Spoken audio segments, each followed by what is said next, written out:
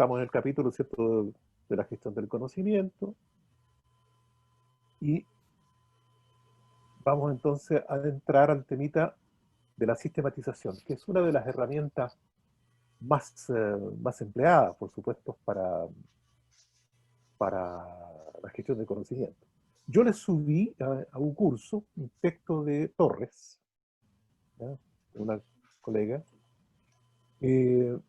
que es el texto más reciente sobre esto, ¿no? Es un texto de ciento y tantas páginas, ¿ah? Sí, muy interesante, muy interesante. Yo les recomendaba la lectura del capítulo, del artículo de Torres, precisamente, Sabemos más de lo que sabemos, ¿ya?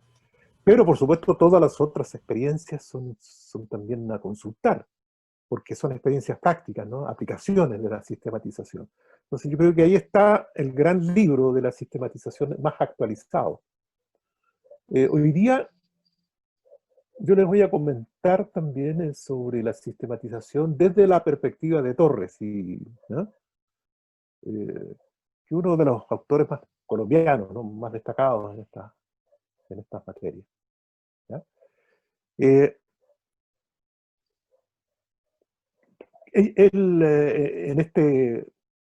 En este texto que yo les voy a resumir,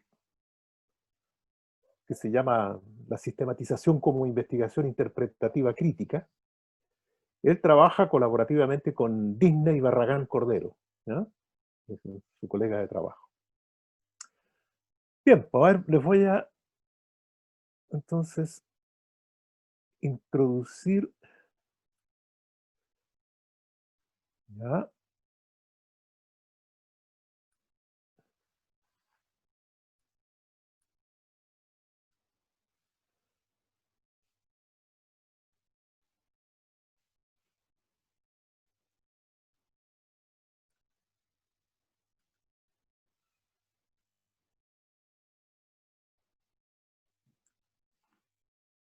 Me dan un segundito,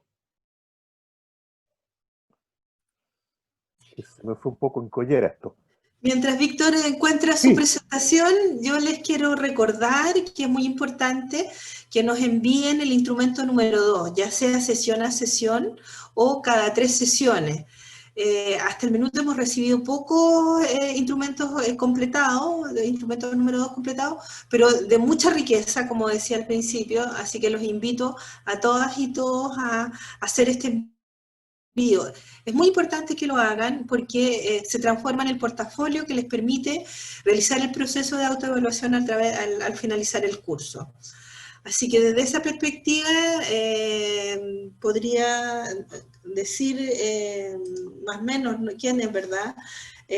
María Antonieta, Angelina, Carolina, Paulina, Nicole y Daniel son los instrumentos que hemos recibido hasta el minuto. Así que los invito a los demás a poder llenarlos y mandarlos porque es un insumo muy importante para nosotros como para ustedes dentro del proceso de autoevaluación y de reflexión del proceso. Ya, ¿ustedes ven el texto? Sí. Perfecto, macanudo. Entonces voy a mejorar eso. Ya. ¿Lo ven bien, no? Ya. Bien. Como les comentaba, este es el tema. La sistematización como investigación interpretativa crítica, ¿ya? El aspecto crítico en los autores latinoamericanos es fundamental, ¿no?, por todo lo que ya hemos conversado, ¿no?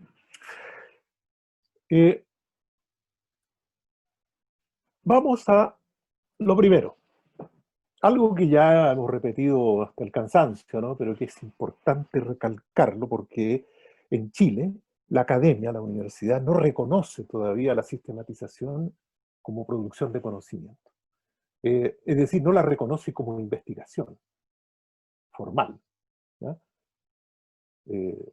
No forma parte, de las metodologías cualitativas en los cursos, incluso en los cursos de magíster de psicología comunitaria de la facultad, ¿no? Entonces, es algo que todavía es vergonzoso para la Universidad de Chile, ¿no? Eso me atrevo a decirlo, y lo he dicho varias veces. Entonces, es importante recalcar esto, la sistematización como producción de conocimiento.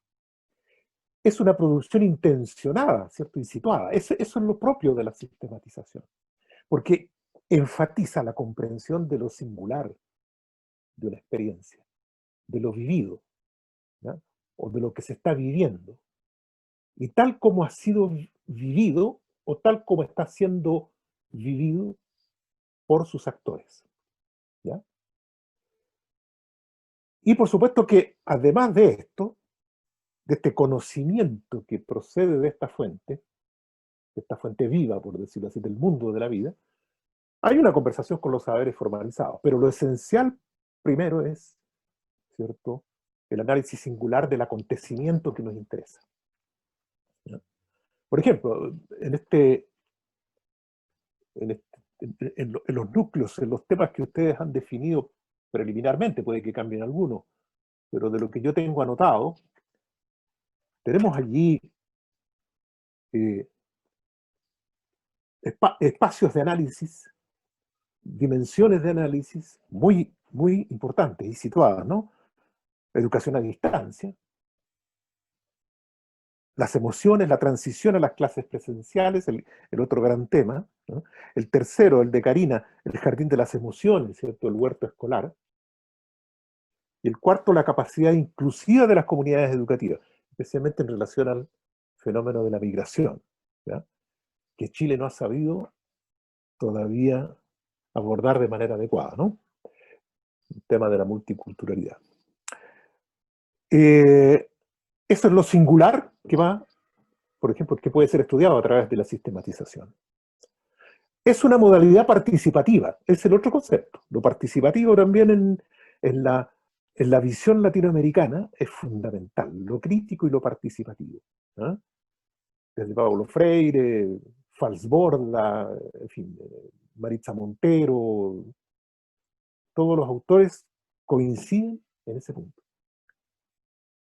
¿Qué significa esto? Que las decisiones principales de la investigación son tomadas por los protagonistas de la experiencia, por sus actores. Las decisiones principales, ¿ya?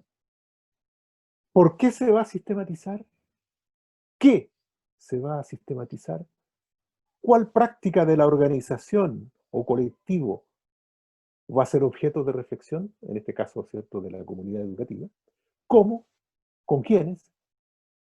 ¿Qué se hará con los resultados? Porque la sistematización tiene además una finalidad práctica. No es conocimiento por conocer, ¿cierto? Sino que es un conocimiento que revierte a la situación para transformarla, para mejorarla, para modificarla, ¿ya? Así, la comunidad educativa, los equipos aprenden de sus propias prácticas, ¿ya? Entonces, ¿qué se hará con los resultados? Y a través de qué mecanismos o estrategias se realizará su socialización, es decir, su puesta en común. Esas son las grandes preguntas que implican la participación, ¿cierto?, en esta modalidad de investigación. Y por supuesto que se distribuyen responsabilidades con respecto al desarrollo de la investigación, ¿no? Se conforman equipos motores, así tienen diferentes nombres, ¿no? Y en función del tipo de sistematización, de la envergadura de la sistematización que nos proponemos, ¿cierto?, ahí van a quedar conformados los equipos, ¿no?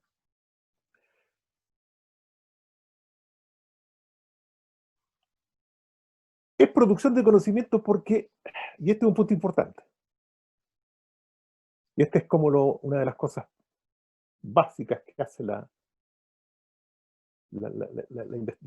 sistematización, ¿cierto?, como metodología, es que reconstruye las prácticas desde la experiencia de sus protagonistas. Hay una reconstrucción de lo vivido. Entonces, hay una mirada colectiva, por supuesto, eso es el otro aspecto, son miradas colectivas, ¿ya? Bueno, hay sistematizaciones también individuales, pero y que se aceptan como tal, y esas se dan sobre todo en los espacios más académicos, ¿no? Cuando tenemos tesis que hablan de sistematización, tenemos AFES que hablan de sistematización, ¿ya? Pero en su versión original y completa, por decirlo así, siempre la sistematización es un trabajo común, un trabajo colectivo. Y se trata, ¿cierto?, aquí, en este caso, con la reconstrucción de las prácticas, de producir un relato consensuado, una trama narrativa densa, desde la perspectiva de los actores como observadores de sus propias prácticas, pero no solamente de sus propias prácticas, sino que como observadores de las prácticas de sus colegas, del equipo con el que está trabajando, de la comunidad educativa en la que está incluido, ¿ya? Y esto sobre una práctica social o educativa significativa, ¿cierto? Entonces, hay una narración, un relato. Es el otro concepto importante, ¿ya? Relato, narración, lo que introduce lo diacrónico en la metodología, es decir, introduce lo histórico. Es fundamental lo histórico en la comprensión de un acontecimiento, ¿no? Construye sentidos compartidos entre hablantes y conversadores, ¿cierto? Y esto mediante diferentes técnicas dialógicas y narrativas, ¿cierto? Se construye este relato que describe la práctica objeto de la sistematización, ¿no? Es una práctica reflexiva. ¿Por qué? Lo que les comentaba recién, porque se privilegia la historicidad y singularidad de los procesos, lo idiosincrático de un acontecimiento, lo especial, lo único, ¿no? Entonces, historicidad, singularidad de los procesos y emergencias sociales, y no la aplicación de marcos teóricos previos. Y no podemos meter la teoría desde el inicio, porque eso alteraría las formas de comprensión del fenómeno. Ya estaríamos más bien guiados, orientados por un marco referencial conceptual externo y no por el marco interno, por decirlo así, que los propios actores han ido construyendo cuando analizan su experiencia, ¿no? Son los sujetos que categorizan e interpretan dichas realidades, ¿no? Y lo importante es rescatar esas categorías. ¿Cómo estos sujetos, cómo los actores comprenden su realidad, comprenden su práctica? Cuando hablamos de comprensión de su práctica, podemos decirlo en términos más específicos, ¿desde qué categorías interpretativas, ¿cierto?, comprenden su propia práctica? Eso es fundamental, lo vamos a ver más adelante. Y una vez que tengamos esto, esta reconstrucción de la práctica y esta comprensión de la práctica desde la perspectiva de los actores, ahí acudimos a los referentes conceptuales, ¿cierto?, y teóricos pertinentes para profundizar o problematizar. Y vamos a recurrir a aquellos modelos que realmente nos contribuyan a iluminar esta práctica y no a aplastarla, ¿no? No a situarla en otro contexto, ¿no? No a distorsionarla. Y esto es un proceso muy delicado. ¿A qué marcos conceptuales yo me voy a referir? De tal manera que estos marcos conceptuales me apoyen en la comprensión y no me capturen la realidad desde sus propias categorías, ¿no? Esto es metodológicamente fundamental, ¿no? Entonces, se dice que el uso que se le da a lo teórico no es deductivo. Deductivo es cuando yo tengo una teoría, ¿ya?, por ejemplo, teoría sistémica, ¿ya?, y la aplico a una realidad. Y adecuo una realidad entonces a ese marco interpretativo previo. Eso es lo deductivo. Yo tengo categorías preestablecidas y desde allí comprendo. Desde allí analizo. Desde allí interpreto. No es eso. Ni tampoco inductivo, en el sentido de descubrir hechos, acontecimientos que vayan a validar una teoría, ¿ya? ¿Cierto? Que es lo otro que se usa no muy normalmente en las tesis y en las AFES, ¿no?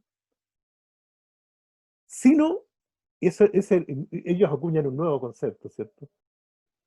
Se habla de lo transductivo, es decir, una articulación entre lo teórico y el conocimiento producido por los actores, ¿cierto?, equilibrada, una articulación equilibrada, pero que donde lo dominante allí siempre es el saber comunitario que se generó.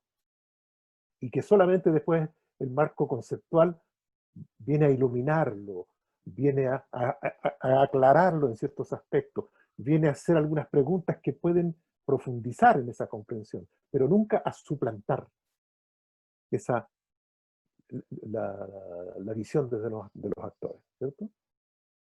Eso también es muy importante en el momento del análisis, ¿ya? Ahora, el proceso metodológico. ¿Cuándo sistematizar una experiencia? Por supuesto que eso lo decide el equipo, ¿no? Pero hay ciertas condiciones iniciales que Torres y su colega proponen, ¿no? Primero, que la experiencia tiene que ser colectiva, ¿no? Lo que complica las cosas, porque imagínense usted llegar a un establecimiento, una escuela, una universidad, un departamento, y le digo, oye, ¿podríamos sistematizar lo que estamos haciendo? Yo no sé, con temores, por supuesto, de equivocarme, difícilmente te le van a aceptar de buenas a primeras una cosa así, ¿ya? Te van a decir, bueno, ¿para qué es necesario? ¿No?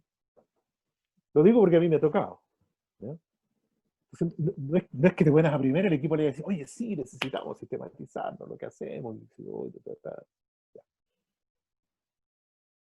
Si no tenemos ese piso de partida de que la experiencia sea colectiva, es decir, donde haya también una decisión colectiva de participar, no podemos echar a andar una sistematización según las reglas del juego establecidas, ¿no?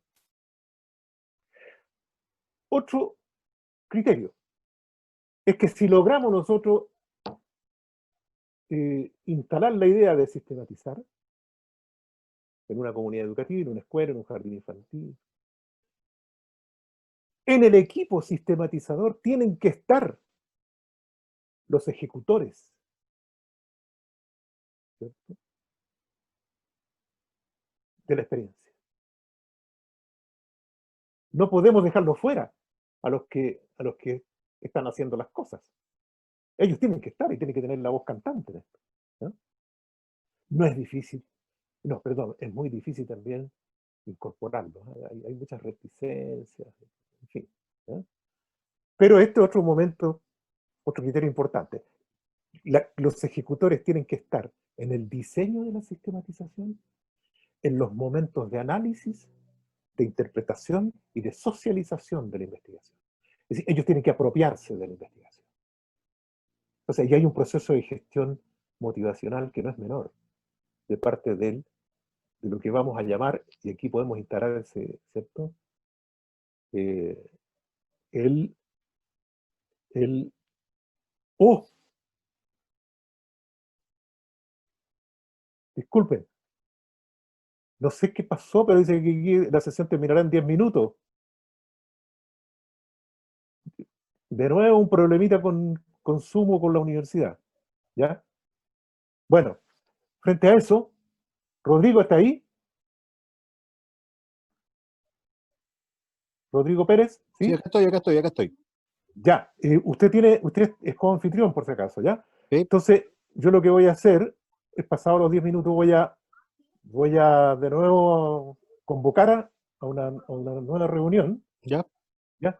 Y para que usted le envíe a todos los participantes el link, ¿ya? Ningún problema, se los mando por el WhatsApp. Perfecto, ya. Ok. No sé qué pasa y esto es complicado porque, ya. Bueno, les comentaba yo que los ejecutores tienen que estar en todos esos momentos. Y esto es lo otro muy interesante de la sistematización, de que es mucho más libre, de que es mucho más flexible en el uso de la metodología. Por ejemplo, y ese es otro criterio que ellos ponen, un tercer criterio, dice contar con un archivo que permita reconstruir la memoria de la experiencia. Es decir, se trabaja con documentos escritos, se trabaja con fotografías, con videos que sean, bueno, ahora, para sistematizar tenemos herramientas, pero una cantidad de fuentes de información formidable, ¿no? Está todo grabado con Zoom, con Meet, ¿ya? Bitácoras, las actas de los comités, los testimonios de los participantes, etcétera, etcétera. Se recurre a todo aquello que de alguna manera refiera y permita reconstruir la memoria de la experiencia. Es mucho, mucho más libre. ¿Ya? Pueden ser cartas, pueden ser, en fin, declaraciones. Y, por supuesto que viene, y esto ya es de perogrullo, ¿cierto?, la conformación del colectivo sistematizador. Entonces se designa un equipo, ¿cierto?, que va a hacerse cargo de todo el proceso. Ahora, una de las primeras cosas que estos autores señalan, y que generalmente por supuesto, se tiene que hacer, es definir las preguntas o ejes de la sistematización. Pero antes de definir las preguntas o ejes, hay que definir, ¿cierto?, los aspectos de la práctica que se van a sistematizar. ¿Ya? Por ejemplo, lo que yo les leía recién, lo que ustedes han definido como los grupos como temas, por ejemplo, la educación a distancia, ¿ya?, las emociones, la transición de las clases a las clases presenciales, el jardín de las emociones, ¿ya?, la capacidad inclusiva de una escuela, en fin. ¿Ya? Esos son ejemplos de aspectos que el equipo puede decidir de someter a sistematización. Y el objeto de la sistematización se configura en torno a una pregunta central y otras específicas, lo típico, ¿no? Objetivo central, pregunta específica, planteamiento de un problema y unas hipótesis de trabajo, o la definición de algunos ejes. Y luego, en base a todo eso, tiene que elaborarse un plan de trabajo de la sistematización. Esto lo vamos a ver con más detalle en la próxima sesión. ¿Ya? Ahora, en el proceso metodológico, como les comentaba recién, uno de los aspectos fundamentales es la reconstrucción narrativa de las experiencias. ¿Cierto? Aquí nos repetimos. Producir a partir de la experiencia un relato de los procesos o hitos significativos. ¿No? Por ejemplo, una forma de sistematizar es distinguir hitos, distinguir etapas en un proceso. Por ejemplo, si quiero sistematizar una experiencia tomando como línea de tiempo 3 años atrás, ¿ya? Entonces yo tengo que ir a investigar qué ha pasado en esos 3 años, informarme, ¿ya?, y distinguir hitos, ¿cierto?, significativos, que me permitan a mí una mejor comprensión de ese proceso, ¿no? Y para eso entonces se recurre a diversas fuentes, escritas, orales, visuales, sonoras, materiales, etcétera, etcétera. Dibujos, gráficos, infogramas, murales, dependiendo de la experiencia, ¿no? Y hay una consulta de las fuentes desde diferentes técnicas, ¿ya?, y dispositivos de activación de memoria. Están las entrevistas individuales y colectivas, testimonios, historias de vida, paseo del recuerdo. No sé si saben eso, ¿ustedes conocen el paseo del recuerdo, la metodología? Bueno, resulta que, póngase usted un huerto que me parece que es el proyecto de Karina. Resulta que ellos han logrado instalar un huerto. Entonces, una de las formas de reconstruir la memoria sobre eso, ¿ya?, es hacer un paseo con los participantes por el huerto, ¿ya?, ¿cierto? Y qué sé yo, si un huerto que está en un espacio distinto de la comunidad educativa, entonces ahí se conforma un equipo que va a recorrer eso, y mientras se va recorriendo se está haciendo ese paseo, se va conversando, se van recordando cosas, aparecen emociones, lo que se vivió, etcétera, etcétera. Es una metodología muy rica, muy llamativa también, muy original, que también puede emplearse para, ¿cierto?, activar la memoria de lo que estamos sistematizando. ¿Ya? Y los procedimientos analíticos, porque primero tenemos reconstrucción de la experiencia y luego hay una interpretación de la misma, ¿cierto? Hacemos esta interpretación crítica de la práctica reconstruida. Se definen los ejes interpretativos, ¿ya? Hay diseños de esquema, tesis sobre la producción del saber de la experiencia. Allí hay como especie de lluvias de ideas, ¿cierto?, que permitan la comprensión de lo vivido, ¿ya? Hay un diálogo conceptual y crítico sobre los ejes de profundización. Y por supuesto que ahí también hay construcción de teorías propias, teorías elaboradas por el mismo equipo y apropiadas, es decir, teorías que externas que pueden ser, ¿cierto?, un apoyo importante a los procesos de comprensión de la práctica. ¿Sí? Luego de eso, estamos hablando acá de un proceso completo de sistematización. Hay un informe para el lector. ¿Quién es el lector aquí? El equipo tiene que decidir. ¿Quién les va a leer esto? ¿Sí? Entonces, ese informe tiene que estar construido en función del lector al que se quiere impactar, al que se quiere llegar. Yo lo puedo hacer para una universidad, lo puedo hacer para un público amplio, muchas escuelas, o lo puedo hacer para mi propia comunidad educativa nomás. ¿Ya? Y un informe tiene que tener entonces funciones retóricas. Retórica significa de persuadir, ¿no? Convencer, ¿no? Analíticas, ya más conceptuales, y probatorias, también ir entregando hechos, ¿no? Eh, concretos, sucesos específicos en relación a lo que se ha analizado. ¿Ya? Y se hace una descripción general de los acontecimientos descritos, ¿cierto? ¿Ya? O también puede ser presentado de un modo más abstracto, como le digo, dependiendo del lector. Se plantea la posibilidad de generalizar las pautas expuestas en la descripción particular. ¿Ya?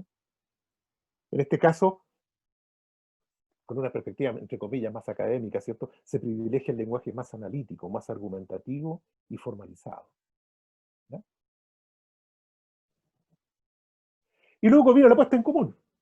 Y ahí cada equipo decidirá, ¿cierto?, cuál es la mejor forma de poner en común, de compartir con su comunidad educativa, o con muchas comunidades educativas, o con instituciones, etcétera, etcétera, lo que se ha logrado.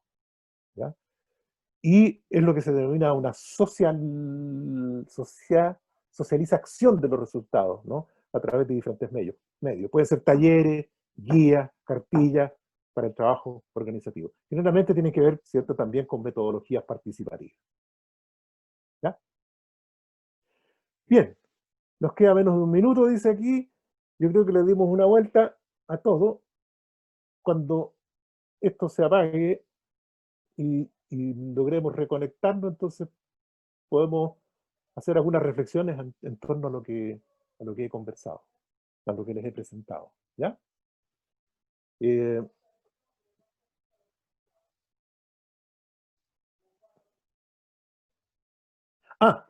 Edison Holguín. ¿Cuáles son los argumentos desde la academia para no reconocer la sistematización como método de producción de conocimiento? Mire, yo voy a inventar, voy a aventurar, mejor dicho, hipótesis. ¿Eh? Yo creo que hay dos razones, por lo menos dos razones. Primero, esta es una herencia de la dictadura. ¿Ya? Para las dictaduras la sistematización era izquierdismo, ¿no?, era marxismo en el fondo, ¿no? Así como inmediatamente después del golpe, no sé si ustedes lo saben, Chile ha tenido cosas realmente lamentables. Se eliminó por decreto, se prohibió en Chile por decreto el uso del charango y de la quena. ¿Sabían eso ustedes? Y eso estuvo a cargo del director del grupo Los Quincheros. ¿Ya? Y permaneció un buen tiempo esta prohibición, y que generó una tal risotada internacional que al final tuvieron que cambiarlo. ¿Ya? ¿Y cuál era la razón? De que eran instrumentos foráneos que no correspondían a la cultura, a la tradición chilena. ¿Ya? La sistematización es lo mismo. La sistematización no está reconocida. La sistematización es un invento latinoamericano. ¿Ya? Es un producto colectivo de los países americanos, donde Perú, Colombia, México, Venezuela, Chile, Argentina, ¿cierto?, han contribuido a posicionar esto, pero nosotros tenemos como, y esa es la otra razón, ¿cierto?, tenemos como gran referencia la ciencia europea y norteamericana. Y en la ciencia europea y norteamericana no está la sistematización ni la investigación-acción. ¿Ya? No es considerado, y ahí estoy de acuerdo con lo que dice Angelina, no es considerado como científica. ¿Ya? ¿Por qué? Porque le entrega la palabra a los objetos de la investigación. Cosa que, ¿cierto?, le parece a ellos extremadamente raro. Y extremadamente, porque introduce demasiada subjetividad en los análisis, en los resultados. ¿No? Y esa es la otra gran hipótesis que yo me planteo, que estoy de acuerdo con Angelina, y que tiene que ver además porque las universidades chilenas están metidas en esta locura del ranking internacional. ¿Ya? Entonces tiene que someterse a las reglas del juego que le ponen las revistas, que le ponen los institutos especializados que evalúan las universidades. ¿Ya? Y uno de los grandes vectores de evaluación de las universidades es la producción de paper. ¿Ya? Y sobre todo paper de tipo científico, ¿no?, con una aplicación de metodología cualitativa. ¿Ya? Entonces, la mayoría de nuestros jóvenes docentes, cuando empiezan y tienen que hacer su carrera y tienen que publicar año tras año un paper, qué sé yo, no van a recurrir a la sistematización como metodología para presentarla, ¿no? Porque saben que corren el riesgo de que no sea aceptado. ¿No? Entonces, yo diría que esas son las razones, ¿no? ¿Se extiende a toda la metodología participativa? Por supuesto que sí. Por supuesto que sí. ¿Ya? Por supuesto que hay una corriente al interior de las universidades, como existe en Faxo, de que aboga por posicionar estas metodologías participativas en el mismo plano de las metodologías, entre comillas, científicas, ¿no? Es una tarea difícil de lograr, pero por lo menos hay mucha gente que está trabajando en esto, ¿no? Mucha gente. ¿No? Porque, ¿qué te dicen los departamentos? ¿No? Los que están encargados de gestionar los departamentos. Oye, escucha, si nosotros nos definimos por eso, vamos a perder puntos en el ranking internacional. Y resulta que la Universidad de Chile está posicionada como, no sé, como la segunda y la primera de repente en América Latina en tal y tal cosa, y si dejamos de hacer eso, entonces vamos a caer en el ranking al último lugar. ¿Ya?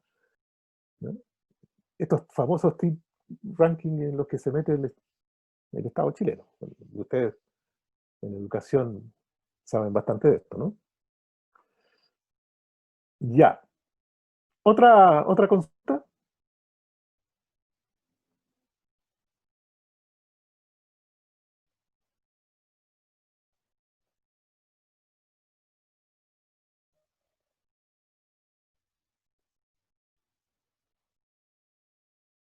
Ya. Entonces, si no hay otra consulta, Hay lo en que el chat, podemos... profe, una. Ah, perdón, ¿dónde? Edison reformuló una nueva pregunta, pero se la leo, profe, no se preocupe. Dice, entonces esa censura se extiende a todas las metodologías participativas. Claro, Para que no haya chat, profe. yo creo que le respondí. Yo le respondí afirmativamente, claro, que efectivamente en la práctica es así. Y muchos de nuestros jóvenes investigadores están casi obligados, por decirlo así, forzados a escribir y a pensar en términos del método científico tradicional. Lo mismo en el caso de los fondos, es decir, que ahora se llaman ANID, me parece, ¿no? Claro, es así. Sí, se podría hablar de una censura. Suena fuerte la palabra, y por supuesto que de la aceptar Nadie te va a decir en sociología ni en el departamento de psicología, no, ni en educación, no, ¿cómo se les ocurre que nosotros vamos a estar censurando la sistematización? Pero en la práctica, cuando usted va a analizar las cosas, funciona así. ¿Profe? ¿Sí? Yo a lo mejor no sé si estoy en una confusión conceptual, pero ¿Ya? el tema de la sistematización, yo voy a ser súper honesta, para mí es un concepto súper nuevo. No, hasta que usted no lo menciona, no lo pone en los textos, yo diría, sistematización lo entendía como otra cosa. Ya. Entonces, basado en eso, en la investigación-acción, porque cuando usted dice metodologías participativas, yo de nuevo me vengo a la idea de la investigación-acción, conozco también muy poco de aquello. Entonces quería saber si hacía alguna distinción, porque a lo mejor la investigación-acción sí está más aceptada, entre comillas, como en términos de cientificidad, que fue lo que le postulé un poquito más arriba. Entonces la pregunta es como eso, en términos de metodologías participativas, ¿qué es lo que estaba diciendo Edison? ¿La investigación-acción también queda como fuera o está como en el limbo, como que sí se valida pero no? ¿O también es parte de esta censura que estaba comentando usted? Está en el limbo, está en el limbo, ¿ya? Generalmente se reconoce, bueno, y es la idea de la investigación-acción además, ¿no? Estamos hablando de la academia, ¿cierto? De que la investigación-acción participativa no produce conocimientos científicos, ¿ya?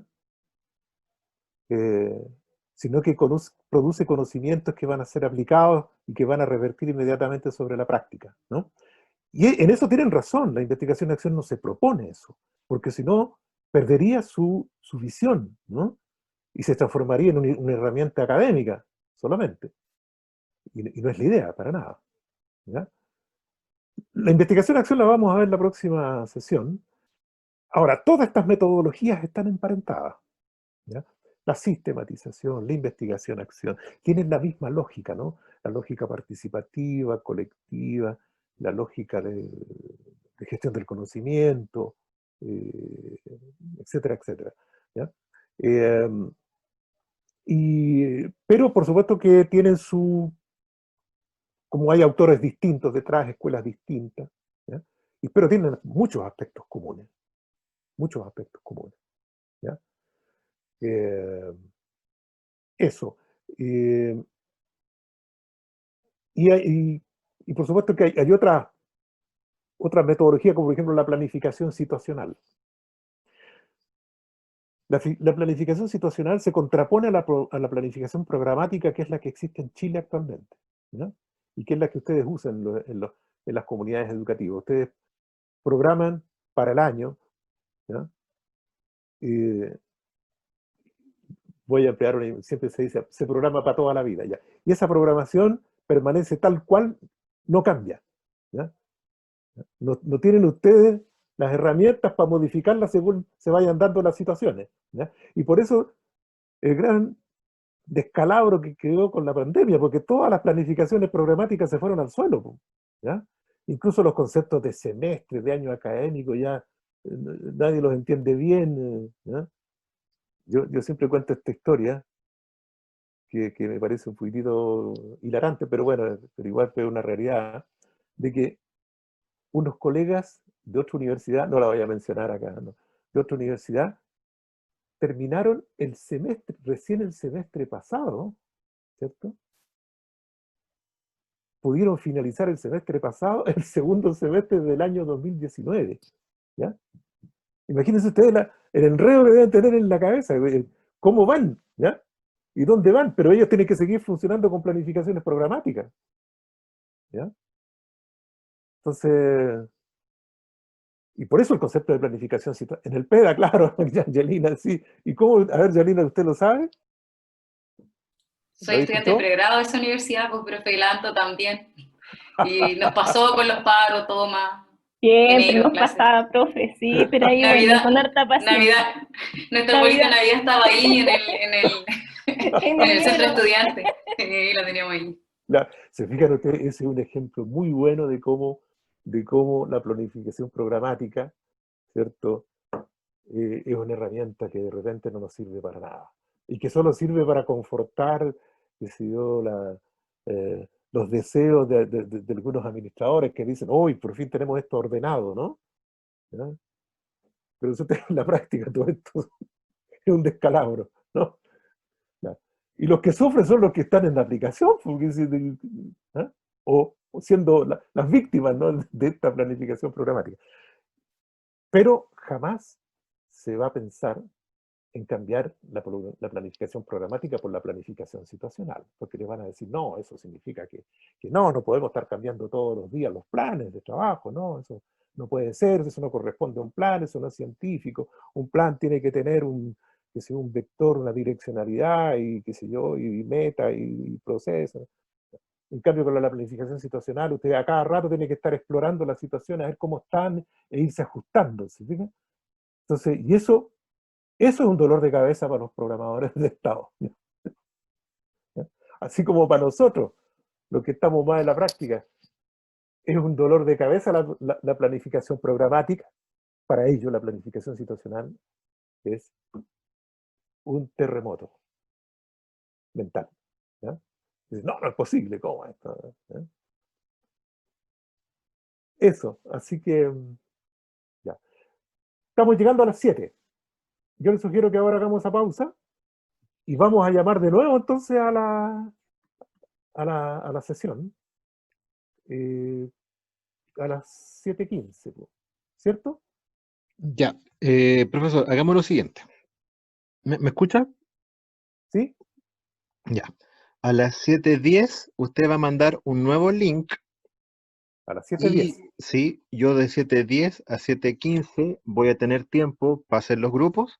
A las 7:15 van a ingresar directamente a los grupos y les van a quedar 35 minutos de Zoom para trabajar en grupo, Claro. Y terminamos a las 8, pues eso es el nivel. justamente. ¿Ya? ¿Sí? Entonces alcanza. Bueno, puede que termine un poco menos, un poco antes, pero no hay Entonces, a las 7:10 les voy a mandar el link. Ustedes métanse, por favor, aunque no se metan al grupo, porque necesito tenerlos dentro del Zoom para poder reorganizarlos y irlos asignando, cosa que a las 7:15 empecemos el trabajo en grupo. ¿Bien? Ya, compañeros. Ya. Listo. Chao. Estamos viendo un rato más. Fue un Chao. gusto verlo. Chao de nuevo. Chao, gracias.